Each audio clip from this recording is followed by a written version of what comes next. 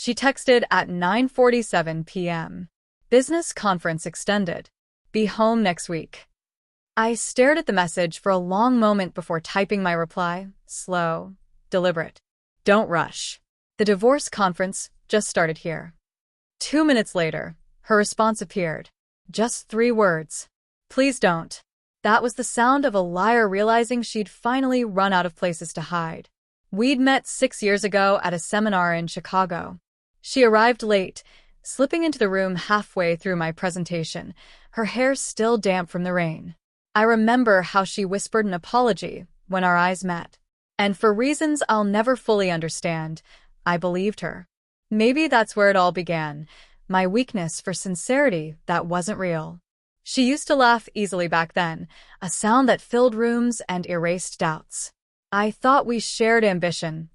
2 professionals chasing success, building something together. She was my reflection, or so I thought. But mirrors don't reveal truth. They only show what you want to see. The first crack appeared last winter, a faint perfume on her coat, one I didn't recognize. Sharp floral foreign. Client gift, she said with a smile. I nodded. I didn't press.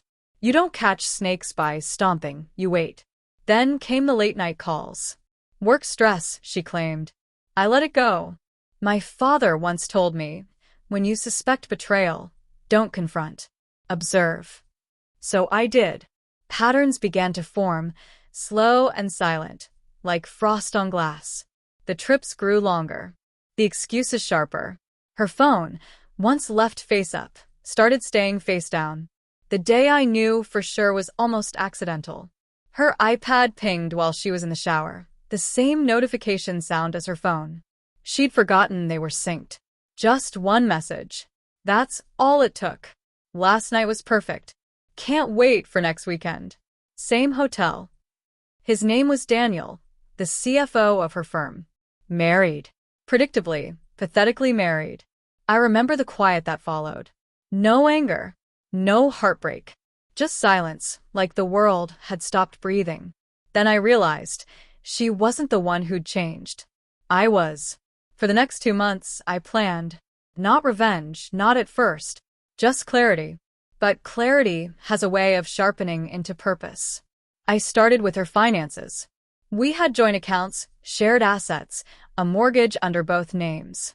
She liked control, so I let her keep it, while I moved pieces quietly, shifting ownerships, setting traps. She never noticed when I opened a new account. Never questioned why I needed power of attorney for business reasons. She just signed, distracted, scrolling her phone under the table. Meanwhile, I gathered evidence, photos, receipts, emails. I hired a private investigator under the pretense of conducting due diligence for a merger. The irony wasn't lost on me. I was documenting the collapse of my own marriage like a corporate audit. When everything was ready, I did what she'd never expect. I acted normal. I kissed her goodbye at airports, texted her goodnight, pretended not to notice when her conferences conveniently overlapped with Daniel's. That's the thing about liars. They grow comfortable inside their own stories. All you have to do is let them believe you're still in theirs. 3 nights ago, I filed for divorce. Quietly. Efficiently. My lawyer, a shark in a tailored suit, said it was one of the cleanest cases he'd seen. Adultery, fraud, concealment of assets. I'd built a legal masterpiece, one signature at a time.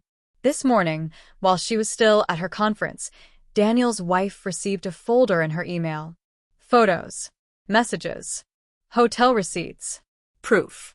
By noon, Daniel was suspended, pending investigation for ethical violations. By evening, his wife had moved out with their 2 children. And me? I sat in our kitchen, sipping coffee, watching the news ticker scroll across the TV. Senior executive faces internal probe amid allegations of misconduct. I smiled, not out of joy, but completion. Tonight, her text arrived. Business conference extended. Be home next week. She doesn't know her key card won't work when she gets back. The locks were changed this afternoon. Her clothes, jewelry, and designer shoes, all boxed and labeled in the garage. The movers come tomorrow. What's left in this house is mine, legally and emotionally. When I sent my reply, Don't rush. The divorce conference just started here. I knew she'd understand. She always prided herself on being clever. But clever isn't the same as careful. 2 minutes later. Please don't. It wasn't fear of losing me. It was fear of exposure. She knew Daniel's life had already imploded. She knew she was next. Maybe she's sitting in a hotel lobby right now, phone trembling in her hand, realizing that for the first time, she's the one being watched. And that's the beauty of revenge. It doesn't require rage. Just patience. Tomorrow morning, the divorce petition goes public. Her firm will learn she falsified business trips to fund personal affairs. Her reimbursement records, all in the folder my lawyer is about to send HR. It's not vindictive. It's precise. Every lie leaves a paper trail. I just followed it to its logical end. I once thought marriage was built on trust. I was wrong. It's built on leverage. She'll call, of course. Beg. Negotiate. Cry. But I won't answer. Because forgiveness, I've learned, is just another form of surrender. No, this isn't about forgiveness. It's about finality.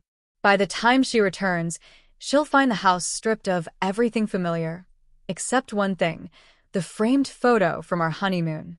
It'll be waiting on the kitchen counter, cracked clean through the middle. Underneath it, a note. Next time you fall in love, make sure it's not with someone who keeps receipts.